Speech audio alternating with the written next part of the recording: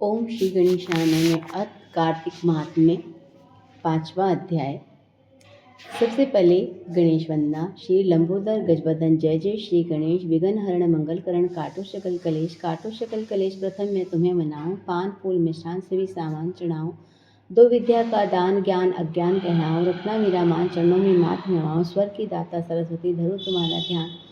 चाणी ब्रह्माणी करो मुझको आज प्रदान। गुरु गोविंद के कही चरण आओ चरणों मात। दीनहीन जन जान के रखो शीश पर हाथ। ब्रह्मा जी के मुख से ये 5वां अध्याय।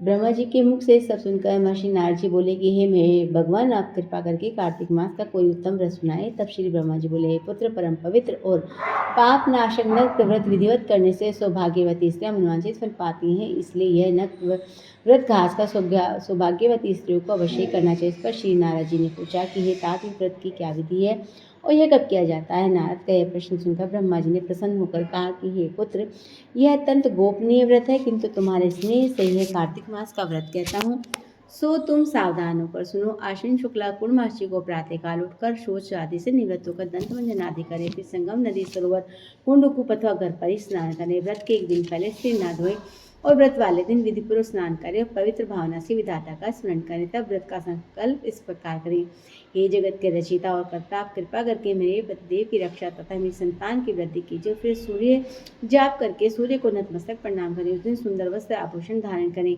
दिन में भोजन कदापि न करना चाहिए, नहीं जलपान करना चाहिए, अर्थात वह दिन भर भजन कीर्तन में व्यतीत करें। ब्रह्मा जी ने कहा, हे पुत्र, सायकाल में हमारे यानी ब्रह्मा जी का चांदी के पात्र में दूध उबालकर पूजन करना चाहिए। सोना, चांदी, तांबा या मिट्टी की प्रतिमा ब्रह्मा की बनाए, फिर उसको लाल वस्त्र पहनाए, फिर विधिपूर्वक पूजन करें और चांदी के पात्र में रखे हुए दूध को सोने की मत्ती से मथे। साथ ही ये प्रार्थना करें कि हे ब्रह्मा जी, मुझे भोग आदि के लिए गो प्रदान करके मेरी संतति की वृद्धि कीजिए। मेरे पतिदेव को धन धान्य से युक्त चिराई कीजिए तथा बहु से दास्य प्रदान कीजिए। इसके पश्चात ब्राह्मण को भोजन कराएं। अपने कुल के वृद्धों वृद्धाओं को बहुत स्वादिष्ट पकवान खिलाकर उनकी आत्मा को तृप्त करे। फिर तारों को देखकर संभी भोजन करे। यह आश्विन पूर्णमासी को ब्रह्मा जी का नक्त व्रत है। यह व्रत सब प्रकार के पापों को नाश करने वाला, समस्त कामना को पूर्ण करने वाला, ज्ञानी पुरुषों को मुक्ति देने वाला, भगवान जब तब तथा तीर्थ स्थान से प्रसन्न नहीं होते जितने किस व्रत से प्रसन्न होते हैं। जो ब्रह्मा जी के आगे इस दिन कपूर जलाता है उसको बड़े वृक्ष और गोदान का फल मिलता है तथा उसके कहीं एक कुल बैकुंठ को प्राप्त हो जाते हैं। जो केसर कस्तूरी सहित कपूर अर्पण करता है उसके कई वंश ब्रह्मलोक को प्राप्त होते हैं। जो स्त्री इस दिन वस्त्र दान करती है वह दान करते हुए कपड़ों के सूत्रों के तारों की कनियों के बराबर करोड़ वर्ष बैकुंठ में वास करती है। जो पहले गहने का दान करती है उसको ब्रह्मलोक की प्राप्ति होती है। जो स्त्री हृदय में ब्रह्मा जी का रूप, मुख से ब्रह्मा जी का नाम लेती है, मस्तक पर निर्माल्य धारण करते हैं और सदैव सौभाग्यवती प्रतिव्रता रहते हैं। इस प्रकार आश्विन शुक्ला पूर्णमासी को स्नान पूजन कर ब्राह्मणों को भोजन और व्रतजनों का पूजन करने से सायकाल ब्रह्मा जी का पूजन कर प्रार्थना करें, हे ब्रह्म विधाता, यह व्रत मैंने आपके निमित्त किया, अतः इसमें किसी प्रकार का कोई कमी उसको आप स्वयं ही पूरी कर लेना। हे नारद, जो इस कथा को पढ़ता है अथवा सुनता है उसको अश्वमेध यज्ञ का फल प्राप्त होता है। इति पंचम अध्याय समाप्तम। अथ दुर्गा अध्याय। श्री ब्रह्मा जी के मुख से 5वें अध्याय की कथा सुनकर श्री नारद जी गदगद होकर नतमस्तक प्रणाम करके विनम्र भाव से बोले, हे पितामह, कृपा करके कार्तिक मास के महात्म्य विधि पूर्वक वर्णन कीजिए। नारद के मुख से विनती सुनकर ब्रह्मा जी बोले, पुत्र, तुम तो सज्जन हो जो मृत्यु लेके निवास के भले के निमित्त ऐसे प्रश्न करते हो, सो आज मैं तुम्हें ऐसी कथा सुनाता हूँ जिसके पढ़ने सुनने से समस्त पापों का नाश हो जाता है। सूत जी नैमिषारण्य तीर्थ पर समस्त ऋषि मुनियों से बोले। तब नारद जी ने ब्रह्मा जी से कहा, हे नारद, साधु संतों का सत्संग अति पावन और दुर्लभ होता है। यह सांसारिक भय को दूर कर देता है और ज्ञानियों को मोक्ष प्रदान करता है। जिसकी जैसी कामना होती है उसकी कामना पूर्ण हो जाती है। जिस प्रकार श्री गंगा जी पापों को धो देती हैं और सूर्य पापों को भस्म कर देता है, जिस प्रकार चंद्रमा ताप को दूर करता है, कल्प वृक्ष दारिद्र्य को नष्ट करता है, इस प्रकार संत समागम पाप ताप दीनता तीनों को ही नष्ट कर देता है। साधु समागम आधा क्षण भी मोक्ष प्रदान करने वाला होता है। इतनी बात सुनकर तमाम ऋषियों मुनियों का, हे सूत जी, आप कृपा करके कार्तिक मास महात्म्य का इतिहास तथा प्रसंग सुनाने की कृपा कीजिए। तब श्री सूत जी बोले, हे ऋषियों, एक समय चंद बंदिये कमल के समान कमल श्री सत्यभामा ने मनी मन विचार किया कि मैं धन्य हूँ जिसके पतिदेव स्वयं त्रिलोकीनाथ भगवान मधुसूदन हुए और वे 16,108 रहने मुझे बढ़कर प्रेम करते हैं। जिस कल्पवृक्ष पृथ्वी पर बसने वाले प्राणी बात तक नहीं जानते, वह कल्पवृक्ष में स्वयं मेरे आंगन में लगा हुआ है। ऐसा विचार कर सत्यभामा ने श्री कृष्ण भगवान से कहा, हे प्रभु, मैं आपसे एक बात पूछती हूँ, आप कृपा करके मेरी बात का उत्तर दीजिए। आशा है कि आप मेरे हित के लिए अवश्य उत्तर देने की कृपा करेंगे। सत्यभामा की बात सुनकर भगवान श्री कृष्णचंद्र सत्यभामा का हाथ पकड़कर कल्प वृक्ष के नीचे लिवा लगे, बातें छिड़कर बोले, हे प्रिय, सब रानी में तुम्हें अति प्रिय समझता हूँ। हे सत्यभामे, मैंने तुम्हारे स्नेह के वश सूरज इंद्र से विरोध करके कल्प वृक्ष स्वर्ग से लाकर तुम्हारे आंगन में लगा दे। मैं तुम्हारे लिए देने वाली अदय वस्तु भी दे सकता हूँ और अकथ अर्थात न कहने वाली बात भी कह सकता हूँ। अब यदि तुम मुझसे गुप्त बात भी पूछोगी तो मैं तुम्हें अवश्य बता दूंगा। भगवान श्री कृष्ण की बात सुनकर सत्यभामा गदगद होकर बोली, हे स्वामी, यदि आप मुझसे इतने प्रसन्न, मुझे बताए कि कृपा करें कि मैंने पूर्व जन्म में ऐसा क्या शुभ कर्म किया जिससे मुझे आपकी अर्धांगिनी बनने का सौभाग्य प्राप्त और गरुड़ पर बैठकर ब्रह्मलोक के ध्रुव में जाने आने का अधिकार आपके पास में। हे स्वामी, पूर्व जन्म में मैं कौन थी, किसकी कन्या थी, सो आप मुझे विस्तारपूर्वक सुनाने की कृपा करें। सत्यभामा की बात सुनकर भगवान श्री कृष्ण मुस्कुराकर बोले, हे सत्यभामे, मैं तुमको समस्त वृत्तांत विस्तारपूर्वक सुनाता हूँ, सो तुम एकाग्रचित होकर सुनो। सत्ययुग के अंत में मायापुर नगर के अतिकुल में एक स्त्रीव शर्मा नामक 4 वेदों और 6 शास्त्रों 18 पुराणों का ज्ञाता ब्राह्मण रहता था। वह श्री सूर्य सत्यनारायण का अन्य भक्त रात दिन अतिथियों की सेवा में लगा रहता था। उसके कोई संतान नहीं थी, फिर भी बड़ी आयु में बड़ी कन्या जिसका नाम गुणवती रखा। देव शर्मा ने अपने शिष्य जिसका नाम चंद्र प्रकाश था उसके साथ अपनी कन्या गुणवती का विवाह स्वीकार कर दिया। चंद्र प्रकाश अपने ससुर की पिता समान सेवा करता था। एक दिन देव शर्मा अपने दामाद को लेकर लकड़ियां काटने हिमाचल के समीप के वन में इधर उधर फिरते हुए बड़ा भयानक राक्षस देखा। उसको देखकर उन दोनों के हाथ पैर फूल गए। भागने में असमर्थ होने के कारण वे दोनों राक्षस के हाथों से मारे गए। परंतु उस समय क्षेत्र अपनी भक्ति के प्रभाव के कारण मेरे वैकुंठ धाम को चले गए। जैसे वे द्वारा वर्षा जल सब नदियों द्वारा समुद्र में प्रवेश कर जाता, उस प्रकार गणेश, शिव, सूर्य, विष्णु उनमें से किसी भी देवता की भक्ति उपासना करे तो हमको ही प्राप्त होता है। इसी से वह सूर्य भक्त हमारे दूतों के द्वारा विमान में बैठकर हमारे लोक में पहुंचा दी गई। इधर उन दोनों के मरने की खबर सुनकर गुणवती ने बड़ा रुदन किया। रो रो कर पुकार कर, हे पिता, हे पति देव, अब तुम्हारे बिना निर्वाह कौन करा, मैं कैसे जीवित रहूंगी। हाय हाय, तुम मुझे किसके बहारे भरोसे छोड़कर चले गए। अब मेरा खान पान का प्रबंध कहाँ होगा। हे तात, मेरा कौन ठिकाना। इस प्रकार गुणवती विलाप करती पृथ्वी पर मूर्छित गिर गई। जब चेतना आई तो घर का सामान बेचकर उसने पति और पिता की अंत्येष्टि की। फिर संसार से वैराग्य ले मेरी भक्ति में तत्पर रहने लगी। इस प्रकार करते करते कार्तिक मास आ गया। तब वे विधि विधान से कार्तिक मास का व्रत उपवास करने लगे। साथ ही एकादशी का व्रत भी करने। दोनों ही व्रत भगवान को अति प्रिय, मुक्ति और ऐश्वर्य प्रदान करने वाले हैं। प्रिय, कार्तिक मास में तुला के सूर्य में जो प्रातःकाल स्नान, जागरण और दीप दान करते हैं उनके जन्म जन्मांतर के पाप नाश हो जाते हैं। जो मंदिर में प्रातःकाल झाड़ू देते हैं, भगवान का पूजन करते हैं, जीव मुक्त हो जाते हैं। जो तुलसी के वन की पालना करते हैं फिर संसार में जन्म लेते। एक दिन गुणवती जोर से पीड़ित हो गई और असनी पीड़ा में दुर्बल शरीर छोड़ते हुए गंगा स्नान को सहते हुए गई। अतः स्नान करने को गंगा जी में प्रवेश करते हैं और शीत के मारे उनका शरीर थरथर कांपने लगा। शिथिल होकर वहीं गिर पड़ी। उसी समय विष्णु भगवान के तो सुंदर विमान लेकर उस विमान में पिढ़ाकर विष्णु लोक लगे। यह सब कार्तिक के व्रत का प्रभाव था। फिर त्रेता युग के पश्चात द्वापर युग पृथ्वी पर कंस जैसे दैत्यों का उत्पात, उस समय ब्रह्मा आदि समस्त देवताओं द्वारा प्रार्थना किए जाने में पृथ्वी पर बाहर उतारने को मैंने कृष्ण अवतार धारण के समय जितने भी हमारे विष्णु गण थे सभी अवतार के आदि के रूप में ग्वाल बालों के पृथ्वी पर अवतरे। देव शर्मा जो तुम्हारा पिता था वह भी पृथ्वी पर अवतरित हुआ। इस जन्म में देव शर्मा नामक क्षत्रजीत हुआ और चंद्र प्रकाश शर्मा पृथ्वी पर जन्म धारण कर उस जन्म में अकुरुचि हुई। उस समय जो गुणवती थी, अब तुम ही इस पृथ्वी पर जन्म धारण कर सत्यभामा हो। कार्तिक के व्रत के प्रभाव से तुम हमारी प्रिय हो। तुमने आज हम तुलसी के वृक्ष को छींचकर उसका पालन किया, इसलिए तुम्हारे आंगन में कल्प वृक्ष है। और कार्तिक मास में जो तुमने दीपदान किया उससे तुम्हारे घर में लक्ष्मी का प्रकाश है। कार्तिक मास में व्रत आदि करके जो तुमने काया कष्ट सहन किया उससे तुम मेरी अर्धाग्नि हो। जो कोई कार्तिक मास में व्रत आदि करता है मुझे तुम्हारे ही समान प्रिय होता है। प्रिय, अन्य दूसरे जब तक ज्ञान यज्ञ दान आदि कार्तिक मास की सोली कला के बराबर भी नहीं होती थी। 6वां अध्याय। अतः 7वां अध्याय कथा सुनकर समस्त ऋषि मुनियों ने सूजी का, हे सूजी, आप कृपा करके कार्तिक मास तुलसी के महात्म्य का वर्णन कीजिए।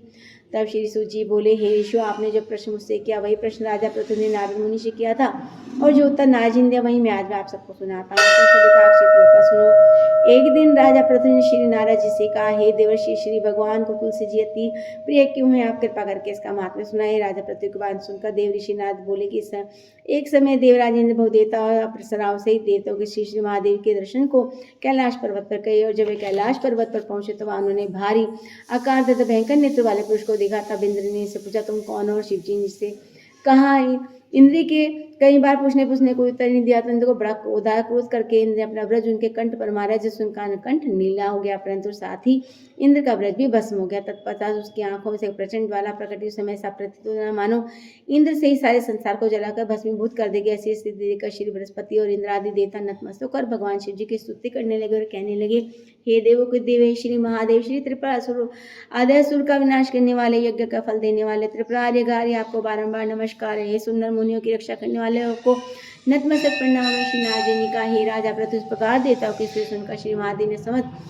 ब्रह्मांड को भस्म कर देने वाले अग्नि को शांत कर दिया और बोले कि हे देवता, मैं तुम्हारी स्तुति सुनकर अत्यंत प्रसन्न हूँ, सो तुम वर मांगो। तब समस्त देवताओं से बृहस्पति जी ने क्षमा दान मांगा और ये देव जो सूर्य से अपराध हुआ है उसके लिए क्षमा प्रदान कीजिए। श्री बृहस्पति जी की स्तुति सुनकर पूर्व देवादिदेव श्री महादेव ने मैं इंद्र का अपराध क्षमा किया और जीवन में दान दिया। हे बृहस्पति जी, आज तुम्हारे नाम से अमर होगा। तब बृहस्पति जी बोले, हे भगवान, यदि आप हमसे पद प्रसन्न है तो सूरज की रक्षा कीजिए, सारे ब्रह्मांड को भस्म करने वाली जो आपके देश से उत्पन्न हुई उसे शीघ्र शांत कर दीजिए। तब भगवान शंकर ने कहा, नेत्रों से निकला और ज्वाला रूपी थी वापिस कैसे हो सकेगा, अतः अब मैं इसे कहीं दूर फेंक देता हूँ। ऐसे कहकर भगवान भूतेश्वर ने उस अग्नि को समुद्र में फेंक दिया। सो वह अग्नि गंगा के संगम श्री गंगा सागर में जाकर गिरी और बालक रूप करके रोने लगी। उसके रोने की आवाज सुनकर पृथ्वी कंपायमान हो गई, सप्तद्वीप बहरे हो गए। ऐसा आश्चर्य समुद्र की गोद में बालक को रोते देखकर ब्रह्मा जी बड़े आश्चर्य से पूछे, बालक किसका? समुद्र ने बड़े आदर से उस बालक को उठा के ब्रह्मा जी की गोद में दे दिया। कहा, ये मेरा पुत्र है जो गंगा से उत्पन्न होता है, आप इसका जात कर्म कराइए।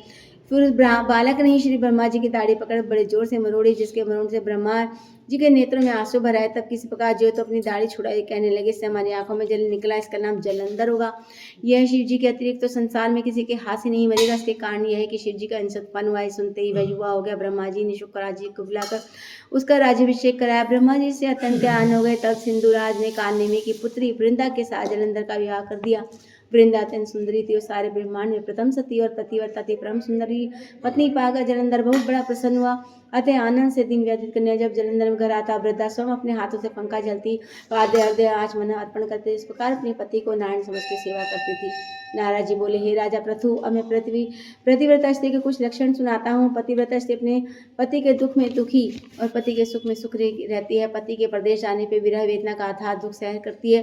पति के मर जाने पर पतिव्रता स्त्री पति के साथ सती हो जाती है। अपने पति के साथ पुण्य आदि की भागीदारी, इसलिए स्त्री अर्धांगिनी होती है। अपने पति के पाप पुण्य के आधा आधा बांटने वाली इसको निश्चय ही अपने पति के मर जाने के पश्चात उसके साथ सती हो जाना चाहिए। जो स्त्री अपने पति के साथ सती हो जाती है वह अपने शरीर के 3.5 करोड़ रोमों के अनुसार 3.5 करोड़ वर्ष तक अपने पति के साथ स्वर्ग में वास करती है। जो स्त्री सती होने के लिए शमशान भूमि पर जितने जितने कदम उठाती है उसको एक एक यज्ञ का फल प्राप्त होता है। इसी से अपने माता पिता पति तीनों कुलों को पवित्र कर देती है। इस प्रकार सपेरा सर्प को बिल से बाहर निकाल लेता है। इसी प्रकार पतिव्रता स्त्री नारी अपने पति को नख से निकाल लेती है। अतः पतिव्रता स्त्री द्वारा पति के द्वारा सती हो जाने को परम धर्म बताया है। नारद जी बोले, राजा प्रथु, देवताओं के भय से भयभीत होकर जो सब दैत्य पाताल लोक में भाग गए थे वे जलंधर से अभय पाकर पुनः पृथ्वी पाकर निर्भय घूमने लगे। उस समय जलंधर ने राहु के कटे हुए सिर को देखा तो उसने शुक्राचार्य से उसका रहस्य पूछा। तब शुक्राचार्य ने समुद्र मंथन के समय देवताओं द्वारा रत्नों के चुराए जाने का समस्त वृत्तांत क्या सुनाया। इस प्रकार अपने पिता का मंथन और देवताओं के द्वारा दैत्यों का अपमान सुनकर जलंधर को बड़ा क्रोध आया। उसने क्रोध में भरकर भस्मन नामक दूत को बुलवाया और सुधर्मा के पास भेजा। उसने देवराज इंद्र की सभा में जाकर अभिमानवश नमस्तक झुकाया और न ही नमस्कार किया, साथ ही गरज कर कहा कि दैत्यराज जलंधर ने जो कुछ कहना भेजा है सो सब कान खोल के सुन लो। उन्होंने कहा, मेरे पिता का मंथन करके 14 रत्न तुमने लिए हैं, उस पर तुम्हारा कोई अधिकार नहीं था। भला इसी में सबको वापस कर दो। दूत के अभिमान पूर्ण शब्द सुनकर इंद्र भयभीत हो गया। विस्मय के साथ बोला, समुद्र हमारे शत्रु दैत्यों की रक्षा करते इसलिए हमने उसको मत का जरूरत नहीं, उस पर दैत्यों का कोई अधिकार नहीं है। दूत ने देवराज के ऐसे वचन सुनकर वापस लौटकर जलंधर को जाकर सुना दिया, जिसको सुनकर जलंधर को बड़ा क्रोध आया और देवता को जीतने के पास सोचने लगा। उसने सभी दिशाओं में अपने दूत को भेजकर पाताल में संदेश देकर समस्त दैत्य को बुला लिया और शुभ निशुम को दैत्य दल का सेनापति बना दिया। उन्होंने दैत्य दल से नंदनवन में जाकर इंद्र की अमरावती पुरी को चारों से घेर लिया। तब इंद्रदेव की आज्ञा से देवता भी युद्ध के लिए तैयार मैदान में आ डटे। अनेक प्रकार के शस्त्रास्त्र दैत्य देवताओं का युद्ध आरंभ हो गया। दोनों पक्ष एक दूत को मार मार कर गिराने लगे। सब शोणित की धारा बहने लगी। मरकर गिरे हुए हाथी घोड़ों पृथ्वी भर गए। जो दैत्य समर भूमि जान से मान गए शुक्राचार्य अपनी संजीवनी विद्या से जीवित करने लगे। उधर श्री देवगुरु बृहस्पति द्रोणाचार्य पर्वत की दिव्य जड़ी बूटियों के प्रभाव से देवता को जीवाने लगे। जब देवगुरु बृहस्पति द्वारा जड़ी बूटियों के प्रभाव से देवता को जीवित करने का समाचार दैत्यराज जलंधर ने सुनता तो समस्त बलशाली दैत्यों को कहा कि द्रोणाचार्य पर्वत को उठाकर समुद्र फेंक दो। जलंधर के आज्ञा पाते दैत्यों ने द्रोणाचार्य पर्वत को उठाकर समुद्र में फेंक दिया। फिर उसके बाद घोर युद्ध आरंभ किया। युद्ध में अनेकानेक देवता मारे गए। गुरु बृहस्पति जी संजीवनी बूटी ने द्रोणाचार्य पर्वत गए तो वहां पर्वत को ने पाकर देवता को संहार होते देखकर घबरा गए। व्याकुल होकर देवता उससे कहा शीघ्र यहाँ से भागो, क्योंकि दैत्य जलंधर के अंश उत्पन्न, इसलिए तुम्हारे मारे जाने से मरे ही मरेंगे। श्री गुरु बृहस्पति की बात सुनकर सब देवता घबरा गए, भयभीत होकर भागने लगे। सब समस्त देवता दशों दिशाओं में भागकर छिपने लगे। तब दैत्यराज जलंधर ने जीत के नगारे बजवाते अमरावती नगरी के प्रवेश किया। तब देवता भयभीत होकर सुमेर पर्वत की कंदराओं में जा छिपे। देवताओं के भाग जाने पर इंद्र की राजधानी अमरावती पूरी शुंभ निशुंभ के अंधकार में छुपकर जलंधर लापता देवताओं का पीछा करने के लिए सुमेरु पर्वत की ओर चल पड़ा। इंद्रादि सब देवता दैत्यराज जलंधर को अपनी ओर आते देखकर भगवान विष्णु की स्तुति करने लगे। नतमस्तक विनीत भाव से बोले, हे मचकच अनेक रूप धारण करके अपने भक्तों का दुख मिटाने वाले, हे सारी सृष्टि का पालन करने वाले, संहार करने वाले, शंख चक्र गदा मतम को धारण करने वाले प्रभु आपको बारंबार नमस्कार है। हे लक्ष्मी रमण दत्तों का नाश करने वाले, हे पिताम्बरधारी शरणागत आपको नतमस्तक है, नमस्कार है। जलंधर नामक दैत्य से पीड़ समस्त संताप को हरने वाले, चंद्र सूर्य दो नेत्र वाले आपको नमस्कार है। नारद जी बोले, हे राजा पृथु, जो कोई भगवान की संकट नाशक स्तुति को करता है उसके समस्त संकट नाश को प्राप्त हो जाते हैं। सो हे राजा पृथु, भगवान विष्णु देवता की स्तुति सुनकर उनके महान दुखों को देखकर शीघ्रता से उठकर गरुड़ पर सवारों को जाने लगे। तो महालक्ष्मी ने पूछा, हे प्रभु आप कहाँ जा रहे हैं? तब भगवान विष्णु तुम्हारे भाई जलंधर के भय से भयभीत पीड़ित देवताओं की सहायता करने को जा रहे हो। प्रभु की बात सुनकर लक्ष्मी जी बोली, भगवान मैं आपकी परम प्रिय हूँ, फिर आप मेरे भाई को कैसे मारेंगे? तब भगवान ने कहा, शंकर से उत्पन्न ब्रह्मा जी के वचन के कारण हम जलंधर को कदापि नहीं मारेंगे। लक्ष्मी जी को यूं समझाकर शंख चक्र गदा खड़ग लेकर जलंधर से युद्ध करने को चल पड़े। जिस समय भगवान युद्ध करने युद्ध भूमि से पहुंचे, बहुत से दैत्य गरुड़ के पंखों से वेग से मारे गए। पवन से पीड़ित दैत्यों को देखकर जलंधर को अत्यंत क्रोध आया। वह भी भगवान विष्णु का सन्मुख युद्ध करने को आया। उस समय जलंधर और भगवान विष्णु में घोर युद्ध हुआ। उस समय बाणों से आकाश ढक गया। भगवान विष्णु जलंधर के रथ का ध्वज छत्र और बाण काट डाले। रथ के सब घोड़ों को मार डाले। देखकर जलंधर ने गरुड़ के मस्तक पर गदा मारी, से मूर्छित होकर गिर गया। तब भगवान विष्णु ने अपनी तलवार जलंधर की गदा को काट दिया। तत्पश्चात जलंधर भगवान में मल्ल युद्ध हुआ। जलंधर भगवान विष्णु की छाती में मुक्का मारा। जलंधर भगवान विष्णु के घोर युद्ध को देखकर सारा ब्रह्मांड भयभीत होकर कंपायमान हो गया। तब भगवान विष्णु ने कहा, हे दैत्यराज, तुम्हारा और हमारा युद्ध ठीक नहीं, क्योंकि तुम लक्ष्मी जी के भाई हो। तब जलंधर ने कहा, यदि आप प्रसन्न हो मैं आपसे वरदान चाहता हूँ, आप लक्ष्मी गरुड़ सहित मेरे घर में निवास करें। सुनकर भगवान विष्णु लक्ष्मी गरुड़ के सहित उनके यहाँ रहने का वचन देकर चले गए। तब जलंधर समस्त देवताओं के स्थान पर दैत्य की नियुक्ति करके जलंधर नगर में निवास करने लगा। और देवताओं गंधर्व किन्नर आदि जितने रत्न थे वे सब छीनकर अपने अधिकार में ले निशुंभ को शांत करने के लिए पाताल में भेज दिया। वहां पहुंचकर निशुंभ ने शेषादि नागों वश में कर लिया। इस प्रकार जलंधर देव, यक्ष, किन्नर, गंधर्व और मनुष्य सबको अपनी प्रजा बनाकर पुत्र के समान धर्म की नीति से पालन करते हुए तुम लोगों को शासन करने लगा। नारद मुनि का, हे राजा पृथु, एक समय भगवान का दर्शन करने जलंधर की राज्य लक्ष्मी को देखने के लिए हम भी वहां पर गए थे। इति 7वां अध्याय